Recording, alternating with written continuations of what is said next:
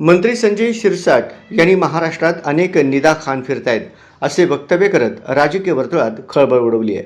एका प्रकरणाच्या संदर्भात बोलताना त्यांनी राज्यातील काही घटनांवर गंभीर चिंता व्यक्त केली.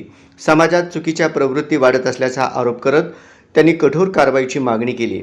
त्यांच्या या विधानानंतर सोशल मीडियावर विविध प्रतिक्रिया उमटू लागल्या असून समर्थक आणि विरोधकांमध्ये तीव्र चर्चा रंगली आहे. राज्यातील राजकीय वातावरण आधीच तापलेले असताना शिरसाट यांच्या या वक्तव्यामुळे नव्या वादाला तोंड फुटण्याची शक्यता व्यक्त केली जात आहे. निदा खान ही एक पेड वर्कर आहे, एक जण आहे. असे अनेक निदा खान या महाराष्ट्रामध्ये जागोजागी फिरत आहेत. त्यासाठी मी मुख्यमंत्री साहेबांना सुद्धा फोनवर माझं बोलणं झालेलं आहे. उद्या त्यांची भेट होईल आणि त्या भेटीमध्ये SITची मागणी ही प्रामुख्याने मी करणार आहे. निदा खान प्रकरणामध्ये एक नगरसेवक अटकेत आहेत. आता जी माहिती आलेली आहे की हा इम्तियाज जलील जो माजी खासदार आहे त्याचा भावाची बायको, त्याचे असलेले ही सगळे रिलेटिव्ह आहेत.